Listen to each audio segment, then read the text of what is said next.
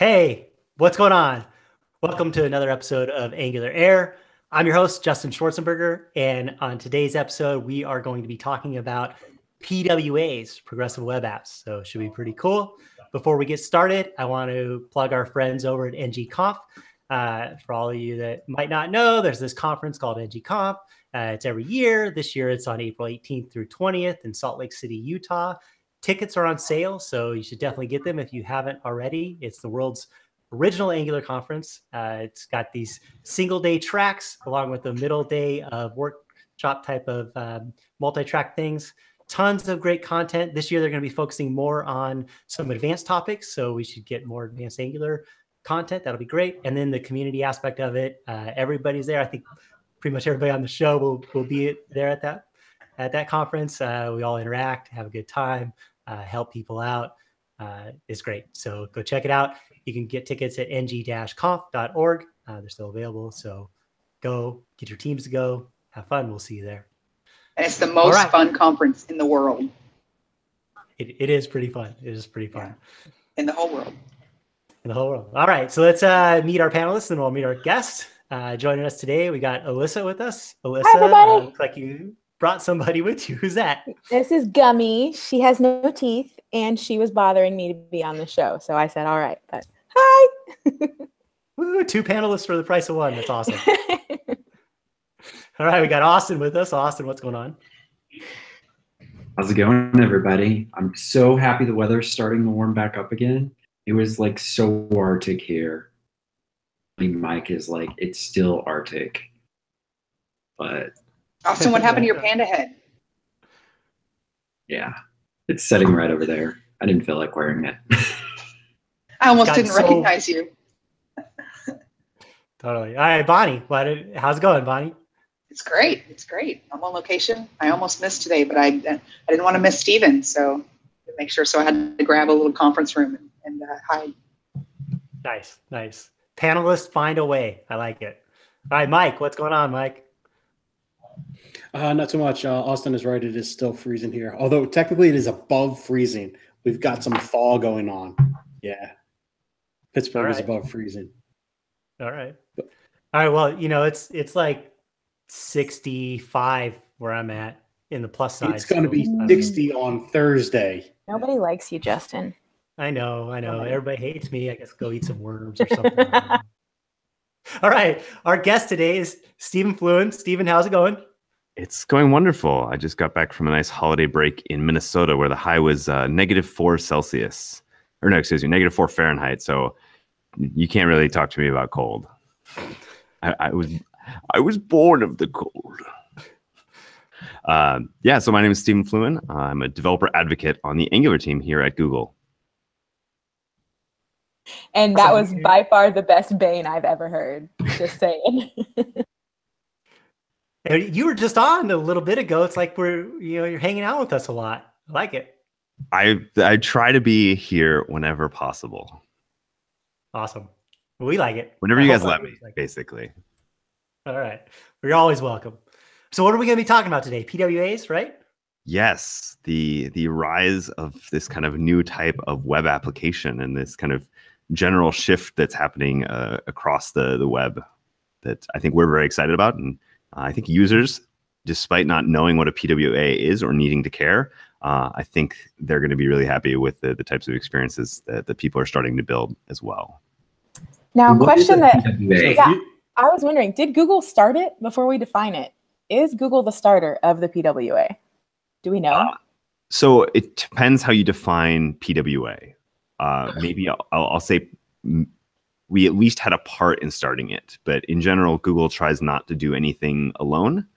When it comes to the web, I think we want a really healthy platform with lots of different clients, lots of standards involved. I think we may have coined the term PWA, but even that is not a solidly defined term. What it means something different to different people. And maybe we just kind of dive in there and talk about what a PWA is. So a PWA, or a progressive web application, is kind of a new type of application where instead of shipping a bunch of pages to users, where you have a URL, you have a single page, you have an experience that's kind of unique to that page, We're moving more towards an application model where I can have a lot of different pages which all belong to the same application. They have the same marketing messages. They have the same kind of starting point. They have some shared preferences across those things. People have been doing this for a long time with single page applications, but now we're starting to get browser APIs that take advantage of this concept. And so there's kind of two main things that exist. So I talk about the add to home screen experience, which is enabled by something called the app manifest. So there's basically a file that you can put into your application that says, here's the name of my app, here's the background color, here's the theme color, here's my splash image, here's my icon, here's the type of experience I want to deliver. It is a fancy favicon in some ways. And what that does is it signals to the browser that the page a user is visiting belongs to this application. And then the second piece that's really exciting is a new set of APIs all centered around this thing called a service worker, where now we can, for the first time, kind of ever, we can run code on the user's device when they're not even interacting with the application. And we can run code when they're offline. And this opens up a whole world of possibilities. The last piece, which is not kind of a new API, but just this idea that we should be building better applications. As web developers, we should be focusing on performance and experience and understanding how much data we're pushing over the wire. And so that I would say is kind of the third leg of the tri-legged stool that is a PWA. So really quick on the home screen thing that you talk about, right? Let's touch really quick on that. So when you talk about add to home screen, are we talking specific devices, or like what constitutes that experience? Sure. So this is an experience that I think first shipped on Chrome. It may be in other browsers, coming to other browsers. I'm not entirely familiar, but at least on Android with Chrome, as well as with Chrome OS now, when you hit a website that has an app manifest registered, you get this very nice, hey, would you like to add this to your home screen? And that doesn't pop up the first time a user visits. It's based on some heuristics, like does the browser think that the user cares about this and they want to develop a deeper relationship with his website? So if I am attending a conference and that conference's website is a PWA, maybe the second time I visit that conference website to take a peek at the schedule, it's saying, hey, do you want to add this conference calendar to your home screen? Now, as a developer, do I have this? Yeah, go ahead. Can I tie into that? Or is that just the browser saying, hey, I got this. I'll let you know if you've reached that criteria. Do I get to say as a developer, hey, twice, that's a threshold? Or do I have to say, no, it's entirely in the browser, because the Chrome team is really trying to balance the kind of various needs, where we want these web applications to be non-spammy. We don't want every application that you visit popping up and saying, hey, add me to your home screen, add me to your home screen, like some already do. But then, so it's all based on, do we think this user wants this? And so you're talking mobile, right? What about like on a desktop? So a browser on Mac or a PC, like is that not there? Or is it what's Sure. So there's no add to home screen on desktops or laptops, with the exception of Chrome OS. On Chrome OS, you'll see, do you want to add this to your shelf, the little tab bar at the bottom that they've got. And so is that even though you can't add it to your home screen, you can still take advantage of like the caching mechanisms and things like that it has as well, correct? Yeah. So when it comes to the web app manifest and app install, that's something that's still kind of taking root. And all the browsers figuring out how should we implement this? What's the best interaction to give users this kind of relationship with a website or web application? But on the other side of things, the service worker world, that's landing in kind of all the browsers that we've seen so far. And I'll say landing because it's definitely not there yet. So this is it's got a web spec, it's got a standard that it's based on, but it exists in Opera, Firefox, and Chrome today. Microsoft has publicly talked about adding support for all these sorts of APIs, even to the extent where they've talked about this idea that if you build a PWA, they could add it to the Windows App Store, so that you build a great web application and then it shows up in the Windows Store, so that it makes it easier for developers to take advantage of. What about Netscape Navigator? I'm not familiar with the roadmap of Netscape Navigator. Do you want to enlighten us? So what exactly is a service worker, right? Like we know add things to the home screen. You know, we briefly touched on like what service workers are. Can we, you know, the audience a little more about that? Sure, sure. So a service worker is a special type of web worker. So it's a secondary thread that exists as part of the execution of a web page. So the service worker is installed. So the first time you visit a PWA, what's going to happen is the web page you visit is going to use JavaScript and say, hey, please register this service worker. And then your browser will download the service worker files, this little tiny application, and actually store it within your browser. And then from there, you can do a couple things. So first, that service worker has permission to proxy all of the HTTP requests that your application makes, or all the requests made from that kind of context. Yeah, it's a fancy cache. So instead of going out to the internet to get content, it can go directly to the service worker and say, hey, I've got a version of that file. Let me serve that instead. And the other thing that it can do is that service worker is able to wake up even when your user is not using the application based on responding to a push notification.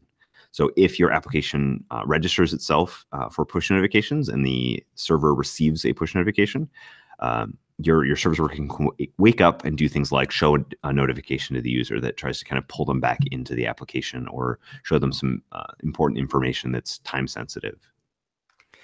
Can I bring up a point real quick about the push notification? Because sure. I think there's a lot of buzz that I've seen on through Twitter and the internet about like, no, thank you. I would never want to enable push notification on your website. Go away. And everybody's talking that. And obviously that's an element to PWAs, right? Can you talk a little bit about that? Like, sure. I have opinions about that. I don't know if I have any data, so I'd love to hear what everyone else thinks. But I really like that because it's one of the core ways that I engage with a bunch of different classes of applications. So I'll give an example of this. It's been around for a long time. So I use Facebook, but I don't use the Facebook installed application. I uninstalled it a long time ago, actually, at this point. And I just use their PWA so that when I'm using my phone, I still get notifications when someone likes one of my posts, when someone shares a photo of me, but I don't have to have that app installed on my device at all. What's the point of that? Like, why would you prefer a PWA over the app? The permissions model is entirely different. So with the installed application, they have a kind of more access to my device. They can access all the sorts of things I've got going on. It can use background battery to an extent that maybe I don't want. And so by switching to the PWA, I have basically a more lightweight experience. And now that could change over time. So if I could theoretically see a future where web applications can run heavy background processes and kind of deliver 100% parity with apps, but that's just me speculating. Hopefully never we don't see anything like Bitcoin miners. And how we've kind of how it's set up right now in the browser is that there are a lot of limits on what you can do with the explicit intent of protecting users. So, I mean, basically any website you visit can install a service worker, but it's only allowed to be a certain size and it's only allowed to execute in certain contexts where users have signaled that they want that execution, such as a push notification where the user always knows when they've got a push notification. They can always act on that. They can always remove that permission going forward. So one thing I found cool about service workers was not from, just like a cache perspective, but from like tell it API endpoints to cache. So that's really powerful, right? Like I want when you click this icon, I want the site to load instantly. And then I want it to start like filling in, it returns the content. So I can actually cache those HTTP requests and the site opens immediately to the exact spot that I was, and then it slowly brings in the new content. So that's something that's really cool that I thought was fascinating about service workers beyond just being a fancy cache. Yes, absolutely. I mean, what I'd say is that there's actually a number of really great ways to do caching now in 2018 and beyond in kind of the web development land. So obviously you can now, using service workers, you can cache third-party assets. You can both cache them kind of at install time. So as soon as the app loads, let's go fetch all of these third-party assets and preload them. But I'm also a big fan of just caching in like the JavaScript layer, because one example that I do a lot is whenever I make an HTTP request, I'll cache that to local storage or something like that.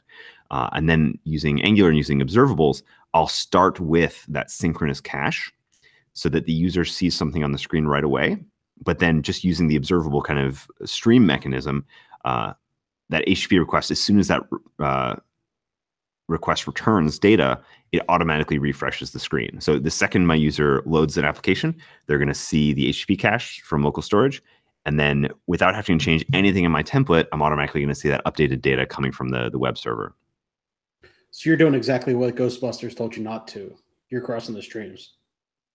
I'm not crossing the streams. I'm using the start with operator, which is a really great operator for kind of initializing or providing an initial set of data that emits synchronously and immediately, and then adding HTTP in later. And then I often, another more advanced thing that has nothing to do with service workers, I'll often add like a refresh token that is on a timer. So every 5 minutes, my application re-triggers its HTTP requests and updates its data, kind of all without updating the template, which is nice. There are some downsides to this caching, though. Yes. So one of the things that developers see when they start building a progressive web app with Service Worker is that it in some ways breaks the mental model that we as developers often have. So I'm, as a developer, used to hitting refresh or shift refresh or right-clicking and empty caches and hard reload. But with Service Worker, some of the things that it will install can actually survive past that. And so there's a couple edge cases where developers can kind of shoot themselves in the foot with Service Worker that are somewhat important to acknowledge. So you talk about the fancy cache, right? And is there a story for invalidating that cache that maybe is easier than what other mechanisms we do now to invalidate cache? Sure. So there's a bunch of different ways you can do it. Like, so because you can build your own service worker, there's an infinite number of ways to do it. But there's 2 projects out there that I highly recommend that kind of take care of a lot of the service worker tasks for you. So one is called Workbox. So it's from the Chrome team. It's a generic library for adding service worker and this sort of functionality to any JavaScript-based application. But then also we've shipped now as part of Angular kind of first-party support for service worker. And so we have the Angular service worker where we have our own declarative configuration and we take care of a lot of the lifecycle events. And so in that config file, we give you the option to say, hey, here's these types of assets. And for those types of assets, let's cache it in this way and store the cache for this amount of time. And then for these other assets, let's do something different with that. A really interesting example of that is that for every asset group, you can decide, do I want this to be installed immediately when the service worker is installed? Do I want to install it once the user starts interacting with it? So as soon as that HTTP request has been made the first time, then we'll store the results for the future. And then you can decide, hey, if I don't have, or when I'm making requests in the future, do I want to be cache first? So we serve immediately that version of the cache, or do we try and be network first, where we try and fetch the most recent assets? And then if we can't fetch those assets, fall back to the cached version. Were you suggesting they use Workbox with the Angular service worker, or is it it's a little bit either or? So they both are trying to make developers' lives easier. The nice thing about the Angular service worker is that it's Angular aware. And so we're able to do a lot of configuration for you based on our knowledge of Angular routing and those sorts of things. So for example, the Angular service worker is, for example, we've re-implemented the service worker lifecycle. So there's this big complex chart of from installing to updating to all these sorts of things where a service worker gets installed on your machine and how it gets updated and when it gets applied and when it's active and when it's running and all those sorts of things. And we've re-implemented some of those so that if you're just using something like Workbox or the kind of generic building your own service worker, every time you hit refresh, you're probably not going to see the latest content because refreshing a tab will not apply a service worker update. But the Angular service worker, we built it so that when you hit refresh, we're going to say, hey, let's try and use the latest caches that we've got stored. So the first time you hit a page, we're going to update the caches, and the second time you refresh, we're going to see those caches live. So trying to better match those developer expectations. So with the Angular supporting PWA, and when I first heard about PWAs a while back, like I was thinking there's one more thing that I have to learn, right? But when I actually went to do it, there wasn't, I mean, you have to configure it, right? But so much of this stuff happens under the hood. Like for someone who's new to PWA, it's not like one more thing you have to learn. You set it up when you start your project and then you just write just like you always did, right? There's not a whole lot, would you say? Yeah, no, and I think what they need I think to do. this is something that is going to be echoed across a lot of the Angular that you see in 2018 is where you're just going to write your Angular code and then we're going to make your application better. I think service workers are a great example of this. So if you create a new project, and let me actually share my screen and we'll give this a try here live. And I'm sure it'll fail. All right. So I've already done this a couple times. So I'm in a little demo folder, make sure people can see here. And if I type ng new my SW app and I do -- service worker, see if I got that right. What we should see is that now it's going to scaffold a standard Angular application with a couple differences. So I'll just open code here, my SW app. Now we'll switch the screen sharing over to Visual Studio Code because that was really all we need to do in the timeline or in the terminal. All right, so I'm in Visual Studio Code here, so you can see this is just a normal CLI project. Almost everything looks identical, but you're going to see two new files. You're going to see an Angular CLI.json configuration where it says service worker true. So that's just telling the build system, hey, whenever you build, also ship a service worker with our application. And then in your source folder, you're going to see an ngsw config file. And so this is pre-configured based on the knowledge of kind of how Angular builds, saying, hey, we want to keep your index.html, we want to keep your favicon, and then we have these versioned files for all of our bundles, so our lazy loaded chunks, those sorts of things. And then let's lazily, so as soon as we run into them, let's go install all of any of the assets that the user has into the cache. And then the last piece to kind of point out in the Angular service worker tooling would be in the app module, where you have this conditional where we're adding the service worker module based on whether or not we're doing a production build. So there's an important thing to note there, and I'll just stop the screen sharing if possible. So in general, you don't want to be doing service worker installs in dev mode when you're doing kind of just normal localhost debugging because of this kind of second refresh, because the caching is so powerful, where most of the time when you're developing, you don't want the cached version of your site, you want the latest version of your site. So we recommend that people only use service worker in kind of production mode. And so I'm often jumping into a terminal, doing a quick production build just to validate that things are looking good with the service worker before shipping it to the web. That's interesting. Is there kind of a strategy thought out for how to incorporate that into like your build process or your CI to kind of, instead of a manual validation that the service worker is all good as you make code changes? What would be the story to that, kind of a high level? Sure. So there's a couple things. So in general, once you have your service worker working, you shouldn't need to touch it. So an example of that would be the AngularIO site, where we've got a service worker set up on it. So things will cache, things will be much more performant, more engaging. And we don't manually test that with every commit to master because virtually nothing changes how the service worker works. We just need to do that whenever we're making a change to how we're deciding to cache, how we're deciding to expire that cache, those sorts of things. So if you do an ng build -prod, you will automatically get an application with service worker if you have it turned on in your CLI config. And then in general, that's all you need to do.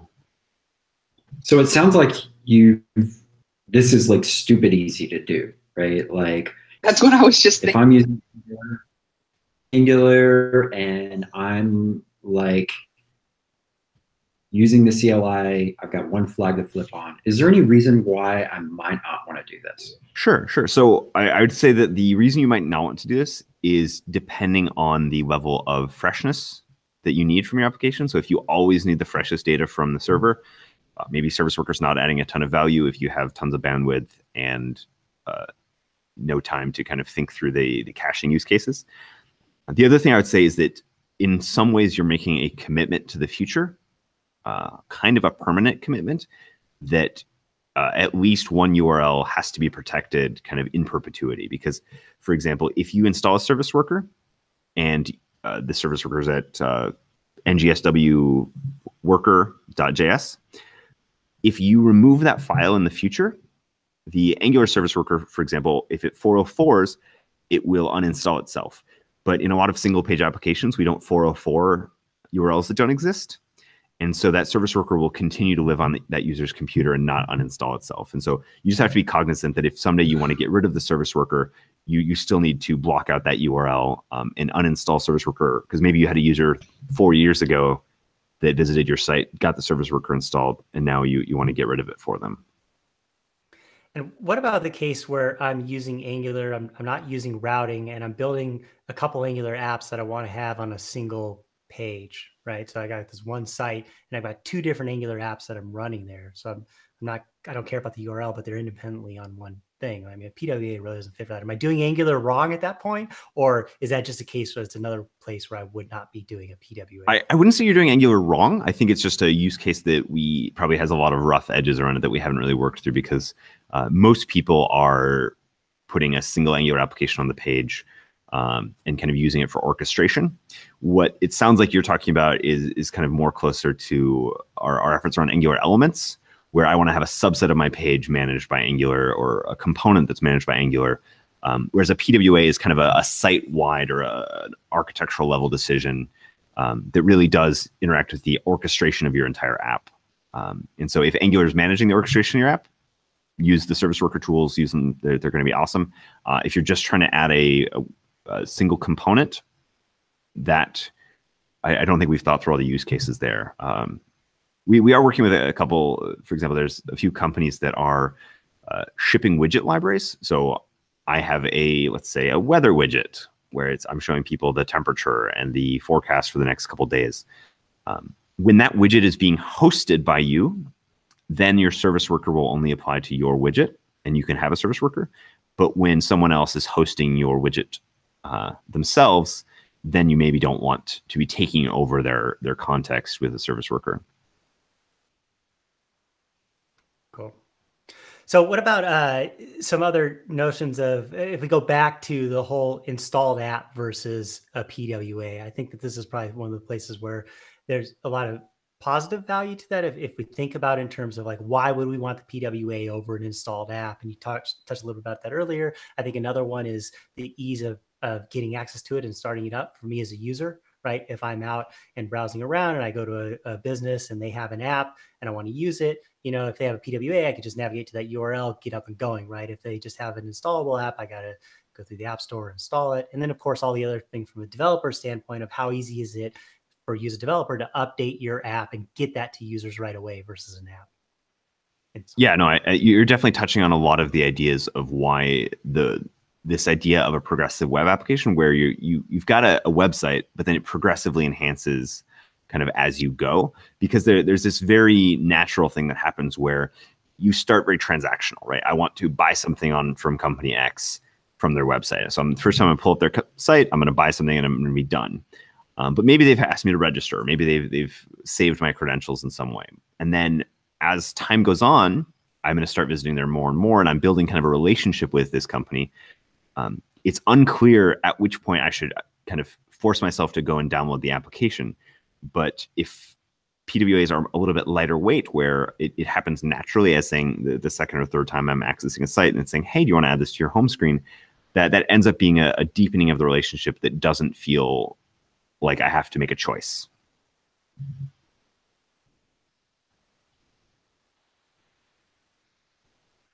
Yeah, and then I think that some of the other things that you touched on earlier, like the weight of it, what it's doing behind the scenes, right? But also the install footprint, all that stuff, the update scenario, like those things that kind of you feel a little abrasive with an app, you kind of step back. And I mean, I would say that there's still a universe for installed applications. I mean, there's a lot of APIs that people want to take advantage of that aren't yet available on the web. So fingerprint reader is sometimes it does make sense to have a very heavy app that's accessing all your contacts and all of the hard disk of your phone in a way that the web probably won't, at least this year. But I think, like, to me, when you build a great web application using technology like Service Worker and App Manifest, it almost then becomes trivial to take that application and ship it using something like Cordova or NativeScript to get access to extra APIs.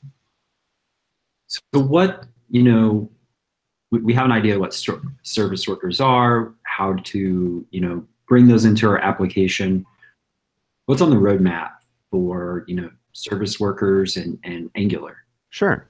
I think it's really just all about making it easier to use and better matching developer expectations. So one of the things that we've seen publicly is that Apple and WebKit are adding service worker support.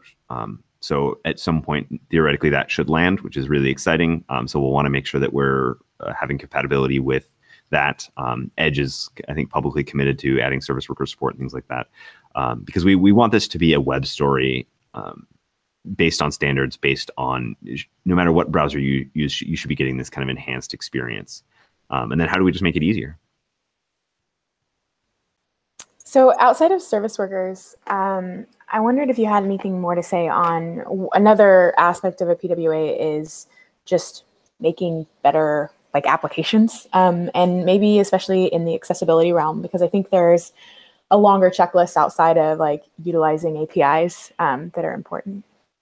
Yeah, no, that's actually a really great point, because we are building these websites and now web applications, and we need to think about how do we reach our audience, because when you violate accessibility guidelines, both that can, if you're working for a large company, that can have regulatory or legal implications for you.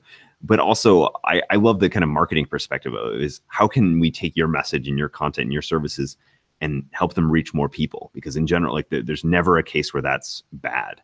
And so building an application taking into account things like accessibility, internationalization, but as well as just understanding that people come from different contexts. So these numbers are probably a couple of years old, and I don't remember the source, but something like 70% of web traffic in the US is mobile. And if you go to somewhere like China, it's like 90% of web traffic is mobile. And so understanding that these people don't always have the best connectivity, they don't have the highest bandwidth. Often people pay a lot of money for bandwidth. And so making applications that are able to have wider reach is hugely beneficial from a kind of a technology and a business standpoint, as well as, I mean, it's just good for humanity. I really like that point. I think that's a really important thing to emphasize, is the thing that a lot of us as developers don't think about is that payload process, right? And how that's affecting. We see it runs fast or loads on our screen. And we think a little bit about, well, I'm on high speed internet, so I make it a little bit more efficient. But really, from a humanity standpoint, and the thing that you're talking about, when you get to some areas that don't have that, and they're paying for, if we're on mobile, we're paying for data. These people are paying for data to pull down the things that we built. You know, if we're cognizant of it, we can make an effort to make that a better experience and improve that, you know, and I think that's important.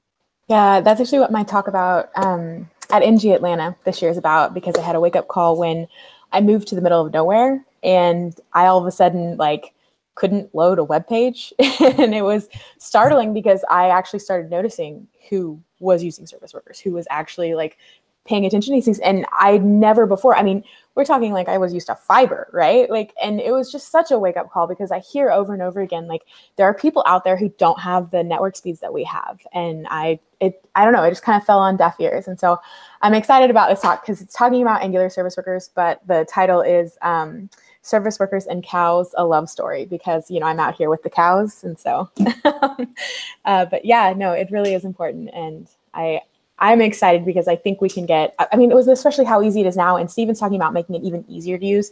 I really think we can get a lot of people on board with this. So. Yeah, I mean, I feel like I'm forced into having empathy for all those users every time I travel. And I travel a fair amount for conferences because airplane Wi-Fi is the worst, just the worst ever. And then you go to these hotels that have terrible Wi-Fi, and then you go to conferences that have terrible Wi-Fi, and you're like, wow, I wish every site that I used was a PWA. So for example, I actually maintain a repository that is a conference website for a conference that I used to help out with back in Minnesota called DevFest. And so I made sure that that was a PWA. And what we found was that we had native applications and we had a PWA. The number of visitors to the PWA was greater than the number of attendees. So I think some people were watching online or checking out the event remotely. And I just walked around the hallway. The internet was completely overloaded because the traffic would spike. Every time a session would end, the traffic would spike up to basically every attendee checking their phone to see where they should go next. But I knew that it would keep working because even if the internet went down, they could still access all that content locally. Yeah, that's cool. Very cool. So we have some questions from some people on the live chat. Maybe I can throw these out there. We can take a look. Somebody asked about, can we see how to configure the SW file generated by the CLI? You kind of showed that, but is there little things you can mention about what you can set up in there? Sure. Here's 5 different places that's documented and examples. Thank you so much. Whoever did that, I owe you something. So on the Angular.io website, we have a service worker config guide, which walks through what does the glob format look like? How do you do different pattern matching? What are the different groups? What does install mode mean? What are updates mean? So the kind of documentation here on the Angular.io guide is quite good. So it's techniques, service worker configuration. So this is a really good first starting point. And then I'll point out a few other examples of where you can look at how people are using this, what sorts of things they're caching. So on my blog here, this is a relatively simple config that I maintain. So I'm just caching all the kind of static normal things that are coming as part of my application. I'm also caching a couple of the fonts that I use. And then I've got this data coming back from Firebase that any images that are coming back from Firebase, I want to lazy cache those as well. Here's another example from Minko Getchev, where he's got some configuration. He's got a data group for API freshness for his /timeline URL. He's got performance for /favorites, where he's doing different types of strategies there. I'll also point out Maxim Salnikov, who's done a ton of awesome talks about PWAs. You should check some of his talks out. But he's got, again, some of the things you're going to see a lot. So he's got material icons, another font there, and then he's got some of his content cached. And the last one I'll point out is from Austin McDaniel. I don't know if you've heard of him. And he's just got a bunch of static assets configured in his. So taking a look around the web and understanding and seeing kind of how other people are doing in service worker config, I think helps me as a developer know what to do and how to do it. And then does the AngularIO site have documentation on doing push notifications as well? Because that was another question that we got asked about. Example of doing the push notification. I think it does. Let's check here. So push notifications are basically you can inject the SW push service. And then what it will allow you to do is it has a bunch of methods as part of SW push that then you can call to register, or you can call to will actually give you an observable of all the messages coming in. So let's check here, push notification. It is not in the guide, but I'm sure if I search for SW push here, we're going to find the API for it. So here's the SW push class, so you can inject that just as you would normally. And then what you can do is you can get an observable of the messages, you can check out the subscription status, or you can request a subscription, which registers that client with the server backend and gives you the keys that you need to propagate to the server in order to send that notification. Oops. Cool. And then that's the Angular bits, right? And then the actual sending notifications is just kind of PO service worker stuff. It's not Angular specific. Standard push notification stuff. So there's command line tools that you can install that will mock that out. There's also a set of dev tools where you can mock out push notifications just right in dev tools. So if you enter the dev tools and go into service worker, and this was actually, I think, dramatically improved in Chrome 63. But if you go into the application tab, what you'll see is that for any of the service workers that are installed, there's a line right there where you can trigger some of the lifecycle events, including a push notification. And one note I'll mention as you're getting into that, the Angular service worker expects the payload of a push notification to be JSON. So if you get a can't parse error, that's what's going on. Cool. Yeah, it seems like there's a lot of tooling and stuff now in the ecosystem for us as developers to, not only build these PWAs, but also effectively build them, right? Debugging and all these different tools around it. Yeah, and I mean, and it's kind of interesting because the service worker tooling is getting really good, and the kind of ongoing question for all the teams and all the frameworks and all the developers are, when should we adopt push notification, or when should we adopt service worker, and then should the frameworks be adding them by default? So the Angular team has chosen not to yet turn on service worker by default, just because of some of the subtle ways that it breaks developer expectations until people kind of understand and see the power and how they work. For example, this commitment to maintaining a URL forever, that's something that's maybe not clear when you first get started. But we need all those things to be 100% clear and easy to understand and easy to make decisions about and reason about before we want to opt everyone into these sorts of things. What do you guys think? Should we turn it on by default for everyone?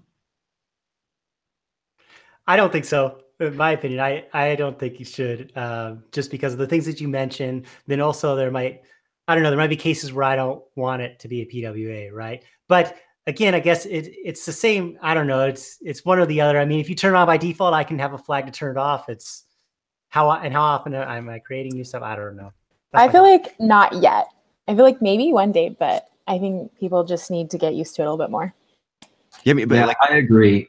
There's some, like, after working with service workers, there's some like oddness of things that you don't really expect until they became like mainstream and people are conscious of these things. I think it might cause a lot of like a lot of that. That's what it's going to cause. Austin. So I'll give a counterpoint. I mean, I think all of that is 100% valid. The counterpoint is, by not opting people into these by default, a lot of developers don't take advantage of it. A lot of developers just leave everything default. And so one of the things that we think about a lot as part of the Angular team is, how do we be good stewards that teach developers the right things at the right time and kind of opt them into best practices. I've heard from a ton of different developers that learning Angular made them a better web developer because of how heavily we lean into things like TypeScript and the modern web, lazy loading, et cetera. And so the more we can give you these things well configured, well reasonable, in your control out of the box, the more developers that are going to automatically ship these things and build better experiences for users. Because when we talk about the value system as the Angular team, we talk about kind of three things: apps that users love to use, apps that developers love to build, and a community where everyone feels welcome. And the first group of that is users. And so if there's something the Angular team can do that makes the applications we're shipping better for users, that has a lot of positives and that has a lot of impact across the world. I remember a long time ago, somebody had asked about support for an older web browser that I won't mention. And Brad said, no, we don't support it. Like, we're cutting edge and we don't apologize for that. And I just loved that. I was like, that's so cool, because we're, like, if you want to do this, you got to keep up with us and stay modern. And I think that's it. I mean, it's hard, but it's really good. So, and yeah, I mean, Angular does not support curl unless you use universal, and then it supports curl just fine.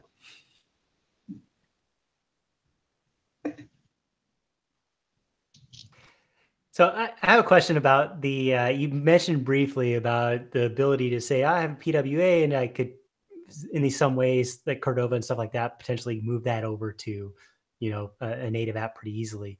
I mean, are you referring to, like, if I wrote a PWA, it could stay in its PWA form, but then run within something like that? Yeah. So, I mean, all of the concepts that you're going to use to build a great PWA, so like thinking about offline use cases, thinking about when the data is not there, thinking about how do we store the user actions and try and do something meaningful with them, and then propagate that back to the server when it makes sense. All of these concepts transfer one-to-one with a installed application using Cordova or NativeScript, which I really like, because then I just think about architecting the application one way. I think about the offline use cases. I consider all these kind of different contexts that users have, and then I build that into my application, and then I can ship it kind of in both places, because a lot of people want an installed app in the stores, but you almost always also have to ship a website. And so why not build an experience that works great for both of these use cases? what I really like about that is that you start there, right? And then you can get to the other. You're not blocked from getting to the other if you start with the PWA approach. Yes. And I like the fact that the benefits that you get from creating a PWA is not just mobile. You get benefits even if none of your users are going to be mobile, whether or not everybody's sitting in an office and using a desktop computer or a laptop, they still get the benefits, the performance benefits of thinking and writing an application in a better way.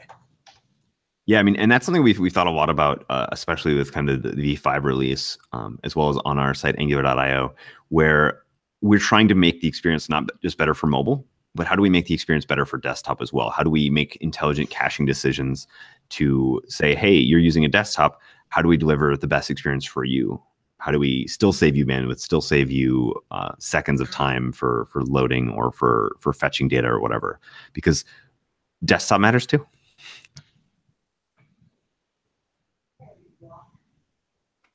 All right, well, we're getting to the top of the hour. Any other topics anybody want to cover? Any other questions anybody wants to ask about PWAs before we hit the end? I'll mention one more thing that the AngularIO site is kind of trying to figure out on behalf of developers, which I think is a really cool concept, where we have this update problem with service workers where you want to get the freshest content, but you want to serve it before the network request goes out at all. And so one of the things that will happen when you're visiting angular.io is that if your service worker is out of date, when you do a navigation request, so when you click on a link somewhere in the application, we will check and see if it's out of date. And if it's out of date, we will do a screen flip hard refresh of the window instead of doing a in-application refresh or router context switch, which will kind of force the install so that you're never more than one click away from being on the latest and greatest. So even if the user isn't aware that they need to refresh or that their content's out of date, if they're navigating the site, they're going to have all the latest content. I think that's a really cool strategy. You can take a look at it in the AngularIO repo, but as always, we're looking for ways to kind of package that for other developers to take advantage of. So you're saying everyone needs to visit the AngularIO site at least like once a week? Wouldn't be a bad idea. We've got all sorts of news and tips and helpful information there. You're saying you don't live there, Bonnie? What are you saying? No, I do. Yeah, I think it's another thing that's pretty awesome about where we're at with PWAs, and of course our experience and love for developing for the web is that there's these opportunities with PWAs to architect some new things to solve these problems, like you talked about, like how do I get a new version of my PWA delivered, right? There's not a story for that. You guys have started that process. The AngularIO started that. So there's going to be areas like this for some innovations to come about. Oh yeah, and one more area of innovation is regarding accelerated mobile pages, or AMP, where in general with AMP, you can't run any JavaScript. And you're like, okay, well, how do we build an application with Angular? How do we ship these really rich client-side experiences? So the one exception to that when it comes to an AMP page is you can ship a service worker. You can install and register a service worker. So this user gets this flat kind of non-interactive experience on their first, for their first experience. And then the moment they click, you can have that being responded to by the service worker with the rich, fully interactive, progressive web application. And so there's this kind of nice combination between PWAs and AMPs that I think we're going to continue to explore and continue to invest in. And if I can just say about AMP, because when I first learned about AMP, again, it was like one more thing I got to learn, and I set aside some time because I thought the benefits of AMP, I didn't really know a whole lot about it, but I thought the benefits were really cool and it sounded interesting. So I set aside time where I'm like, I'm going to learn this new cool thing. And it really, I had so much time left over because it was another thing that was way easier than I thought. It was like, basically you just configure it and then you just keep doing what you were doing before. So the learning curve on some of this stuff, like if you've never heard of it, don't be intimidated. It's really super easy, super, super easy. Yeah, I mean, and all of these concepts, we're trying to break them down, make them simpler and simpler. And then also at the appropriate point when it's simple enough just to automate it for people. Because I would love to see every Angular application out there shipping with a service worker, server-side rendering, giving people AMPs. Like there's so many best practices that can continue to evolve. For example, a couple more exciting ones that I've mentioned a lot, probably mentioned before, things like WebAssembly. If Angular could at some point in the future automatically take advantage of WebAssembly without developers having to do anything, that would be really cool. Or if at some point it makes sense to stop shipping ES5 and start shipping ES 2015 or lighter weight, kind of more modern JavaScript, which isn't really well supported across crawlers and browsers right now, I think Angular should be the ones leading and helping developers make those sorts of decisions and automating as much of it as possible. It's like the CLI. Like sometimes I feel bad because it made my job so easy. I'm like, they're still paying me for. Awesome to hear. All right, well, let's get to picks and then we'll wrap it up. Let's go down picks. Who's got picks? So, Alyssa, do you have any picks today? Yeah, well, I had two, but you already did one because ngConf, it's coming up. Although I guess I could note that a week from now, the 15th, is, well, like less than a week from now, is the CFP closing. So if you want to submit to talk, don't forget to do that this week. And then NG Atlanta is also coming up. So I'd love to see you all at either one. Nice. All right, Bonnie. Alyssa stole one of my picks. So, okay, if you're scared to submit a talk for ngConf, just do it. Just do it. You have like, what, 6 days left? Do it. Submit a talk. That's what I was thinking about It's for okay. like service workers, Bonnie. I was like, we should just like make that Angular's new slogan. Just do it, right? Like service workers, Just do it. Like, I don't. I think there might be a copyright on that slogan, but you know. Yeah. One more. And one more pick I have. I don't know why I'm so excited about this, but Narwhal just announced that they hired Thomas Burleson, and Thomas Burleson is amazing. And so Narwhal is in the process of taking over the world because they're scooping up all the coolest people in the Angular community. So I think we should have seen that coming because Thomas is definitely one of the coolest people in the Angular community. So I'm super excited about that. So yeah, those are my picks. All right, Austin. I have one non-tech pick and one tech one. So my wife got me an Xbox One X and Assassin's Creed Origins. Most beautiful game I've ever played. It is so beautiful. That's my pick there. My other pick is ngRx Actions, which is our library to reduce boilerplate. Hey, for your Xbox, do you have a TV that supports HDR?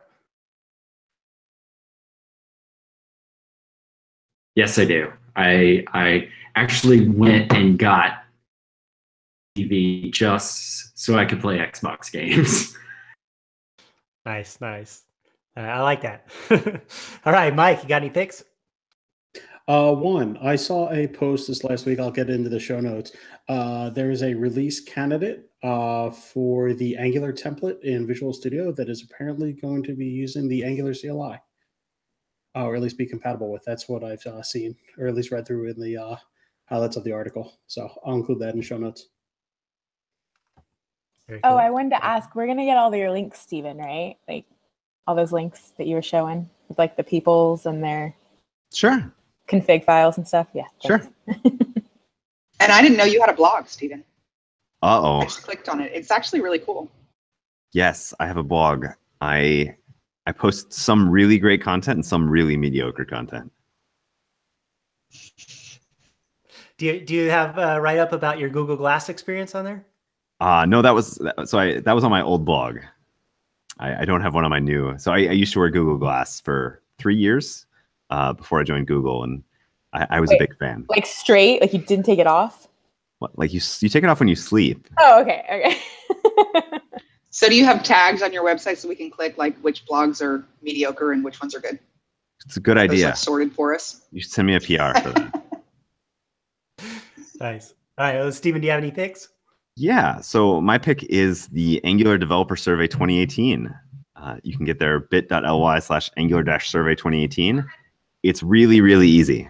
It's like 5 questions. So take that survey.